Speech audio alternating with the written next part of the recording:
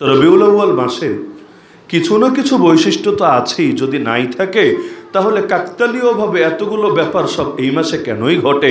এমনকি এই মাসে এমন এমন জিহাদও সংঘটিত হয়েছে ইতিহাসে কিয়ামত পর্যন্ত যা স্বর্ণাক্ষরে লেখা থাকবে। গাজওয়াতুল গাবা, গাজওয়ায়ে দুমাতুল জান্দাল এবং সেই সারিয়া যেখানে খালিদ বিন ওয়ালিদ রাদিয়াল্লাহু আনহু জিহাদের বরকতে নাজরানের পুরো খ্রিস্টান গোত্র সবাই গণহারে কালেমা পড়ে ইসলাম গ্রহণ করেছে। তো রবিউল আউয়ালে নবীর জামানায় কি হয়েছে এটা বলতে চাইলে পুরো এক লম্বা আলোচনা শুধু এর জন্যই প্রয়োজন পড়বে। তো এই যে রবিউল আউয়াল মাসটা শুরু হলো, এখন এই মাসের মধ্যে যেই কারণে কথাগুলো আমি টানলাম, এই মাসের সঙ্গে যেহেতু আল্লাহ রসুলের জীবনের অনেকগুলো গুরুত্বপূর্ণ বিষয় জড়িয়ে আছে। আমরা যারা নবীর উপর ঈমান এনেছি, নবীর নামে কালেমা পড়েছি, নবীর মাহাব্বত এবং ভালোবাসা অন্তরে ধারণ করি, আমাদের কি উচিত না যে এই মাসটায় অন্তত আমরা প্রত্যেকে এই মর্মে প্রতিজ্ঞাবদ্ধ হবে আল্লাহর কাছে, ইনশাআল্লাহ সুম্মা ইনশাআল্লাহ আমার বাকি জীবন কাটবে নবীজির রঙে রঙিন হয়ে।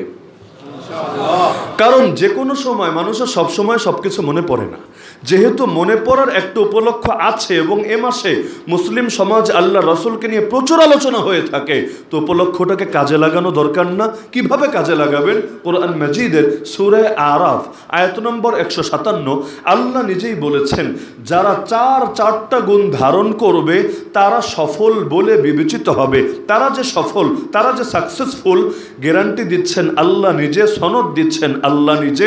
কোন 4 গুণ?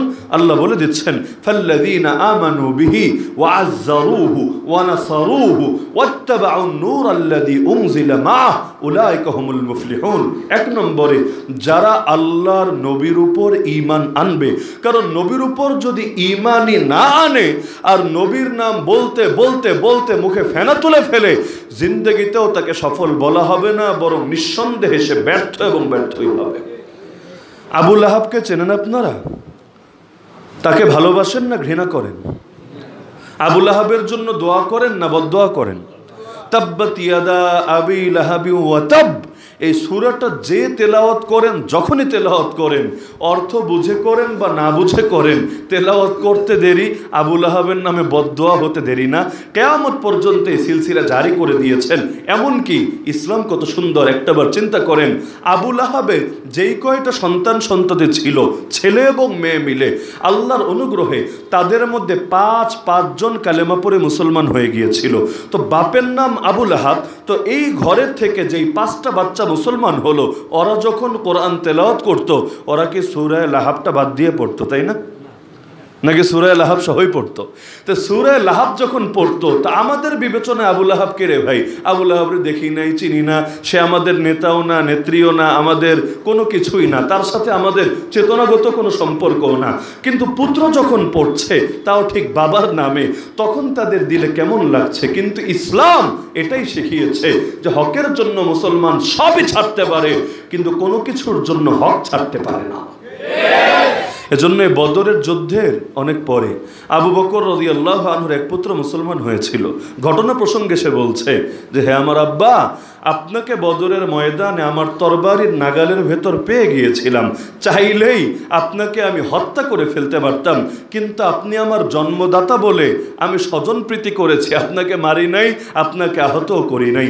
তিনি বলেন, শুনে, আরে পাগল, আমি যদি তোমাকে বদরের ময়দানে আমার তরবারির রেঞ্জের ভেতর পেতাম, কিছুতেই ছেড়ে দিতাম না, বরং আমার তরবারি তোমার মাথাকেই তোমার দেহ থেকে আলাদা করে দিত। কারণ যেই পুত্র যুদ্ধে নেমেছে আল্লাহ রাসূলের বিপক্ষে, দ্বীনের বিপক্ষে, কোরআনের বিপক্ষে, শরীয়তের বিপক্ষে, রব্বুল আলামিনের বিপক্ষে, আমি তাকে জন্ম দিলে তাতে কি হয়েছে? আরে যে এসেছে আল্লাহ এবং তার রাসূলের বিরুদ্ধে যুদ্ধ করতে, তার কল্লা কাটতেও আমার বুকে কোনো আফসোস থাকবে না। তাহলে ইসলাম জিনিসটাই এমন যে ইসলামের জন্য সব ছাড়া যায়, কোনো কিছুর জন্য ইসলাম ছাড়া যায় না।